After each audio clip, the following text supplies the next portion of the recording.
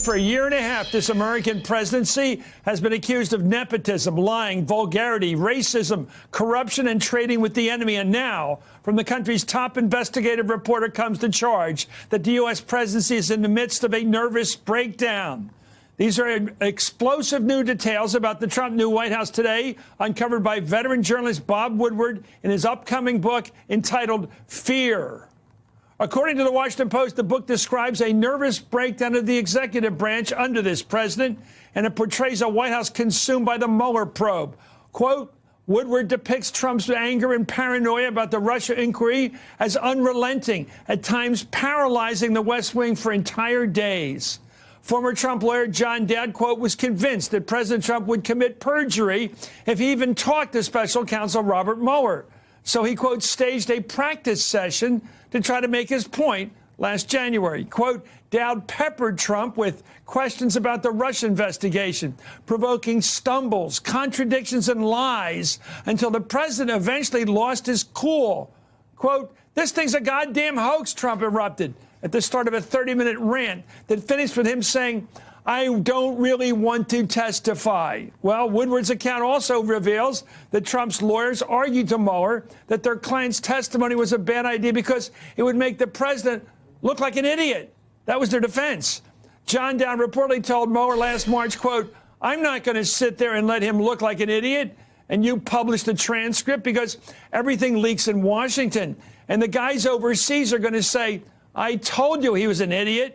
I told you he's a goddamn dumbbell. What are we dealing with this idiot for?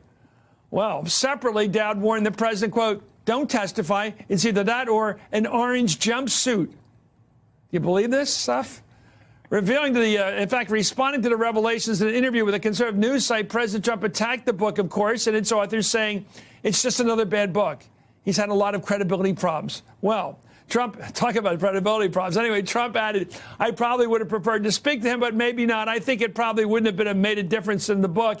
He wanted to write a book a certain way. Well, Woodward's book comes as a new Washington Post ABC News poll, shows that Democratic candidates for Congress this fall have a big lead in the generic poll, just 2 months out from the November elections. 52% of Americans, registered voters, say if the election were held today, they'd favor a Democratic Congress candidate for the United States House of Representatives. While just 38% said they'd favor a Republican. That's a 14-point Democratic advantage. What do you think this book's going to do to juice that? Joining me right now is Robert Costa, who authored that report on the book in the Washington Post. Jennifer Rubin, Washington Post opinion writer. And Elliot Williams, the former Deputy Assistant Attorney General. Thank you for this.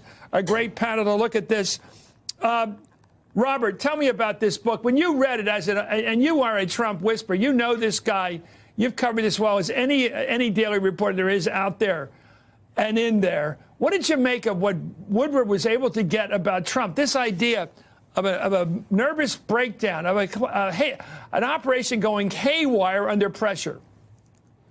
Chris, working with my colleague Phil Rucker, we went page by page throughout this book, and you see so many advisors around this president pulling him back from different decisions on trade, on national security, on foreign policy, expressing alarm to each other in private, if not publicly, but privately, about how they think the president's going in the wrong direction.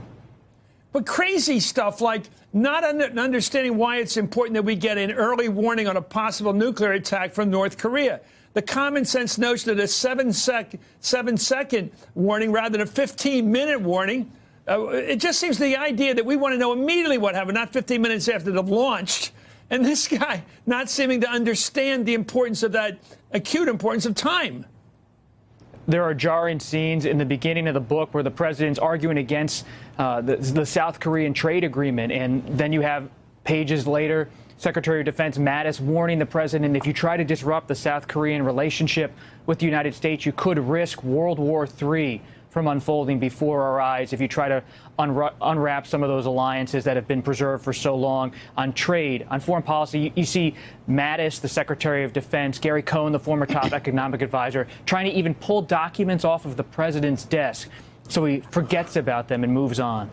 This reminds me of that Twilight Zone episode where that little kid, that evil little kid, had powers to destroy anybody, and they're all scared to death of him. That's what it sounds like, Jennifer. Exactly. A president with ultimate power, and minimal intelligence. Exactly. And, you know, this is all well and good that these guys are trying to leap around him and take documents away from him and kind of patch things up. But no one elected them president. We have a president who was elected who is incapable of serving in the role. And that's a real problem. It's a problem for democracy. It's a problem with those. Anyway, according to the Post, the Washington Post, it's coming out tomorrow, the book reveals that those close to the president are constantly unnerved by Trump's behavior and are routinely trying to prevent him from creating, as you said, Jennifer, new disasters. Former White House aide Rob Porter, who left amid allegations of domestic violence in his life, is quoted as saying, "This was no longer a presidency. This is no longer a White House. This is a man being who he is." Well, former economic advisor Gary Cohn came to regard Trump as a professional liar. That's a quote, by the way. And Chief of Staff John Kelly reportedly called Trump unhinged. That's Omarosa's word, unhinged, saying of the president to his staffer, quote, "He's an idiot. It's pointless to try to convince him of anything. He's going up the rails. We're in crazy town." This is John Kelly. Look at it. The general says, "We're in crazy town." I don't even know why any of us are here. This is the worst job I've ever had. Well, General Kelly later said the book is an attempt to smear people close to the president. Okay, here we go. This is cover-up time. I go back to my favorite quote from the Profumo scandal. He would say that. Right. Everybody says this after they get caught. Your thoughts, Elliot? Right. Well, the problem is that... Is this actionable? Can you take away somebody's car like this if they had this kind of crazy stuff going on? I don't think you could do that. I wish you could take away the presidency from someone who's got this kind of crazy stuff going on. The problem, and just let's go big picture here, is that you have the White House Chief of Staff and 2 of the 4 people in line for the presidency thinking that the president of the United States is an idiot and saying it to other staff members and saying it amongst each other and so on. So it's who's in charge there, and there seems like there's no faith in the head of the organization. That's no way, frankly, to run a small business, and frankly, it's no way to run the executive branch of the United States. Robert, I know you're careful on this, and I respect you a lot for this, but let's talk about this. When the first word got out that Sarah Palin was actually going to be the nominee for vice president of a major political party, people began to talk to her. And one of the great lines that came out of it, I forget whether it was Steve Schmidt or it was Nicole or somebody, said, "She doesn't know anything."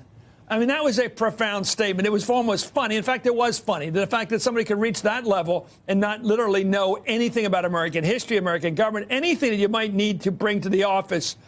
What's your view of Trump and the question of idiocy?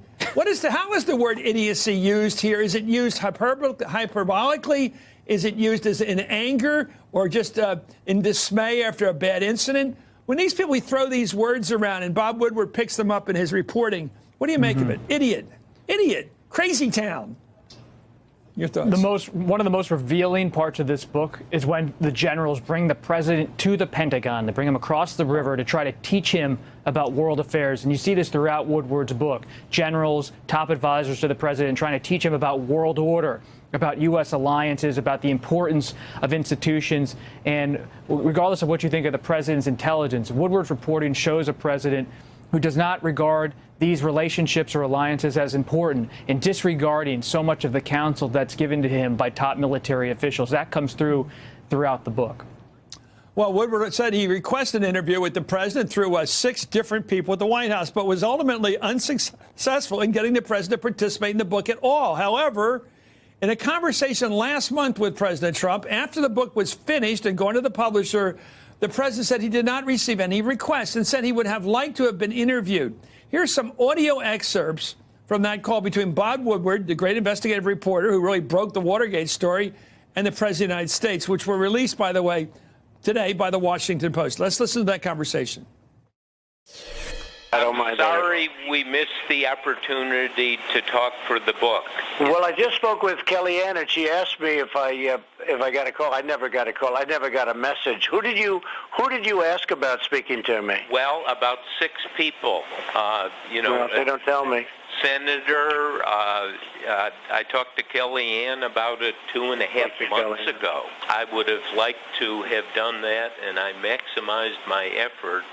Right. And somehow it didn't get to you, or it's really too bad because nobody told me about it, and I would have loved to have spoken to you. You know, I'm very open to you. I think you've always been fair, but we'll see what happens. You know, it's a tough look at the world and your administration and you. Right. Well, I assume that means it's going to be a negative book, but you know, I'm sort of 50% used to that. That's all right. Some are good and some are bad. Sounds like this is going to be a bad one. Jennifer, what do you make of that? I mean, why did the president, this calls for some analysis. Why would the president call after he knows he's ignored all these requests through his staff to meet with Bob Woodward, who is dangerous? Yeah. We know it. He'll take a tape recorder into the room with you. He will ask you tough questions. He'll have them on tape when he walks out, and you will be under his control at that point. I mean, the fact that he taped this conversation tells you that. Right. I mean, you played just a small portion of that. You couldn't possibly play the whole thing. It would take up the whole show. It's long. It's rambling. At times, he seems to contradict himself. He says, you know, he talked to Kellyanne. Well, Kellyanne was one of the people he asked, so he gets Kellyanne on the phone. Gets her on the phone, and then Kellyanne tries to blame it all on Hope. Hey there, I'm Chris Hayes from MSNBC. Thanks for watching MSNBC on YouTube. If you want to keep up to date with the videos we're putting out, you can click subscribe just below me, or click over on this list to see lots of other great videos.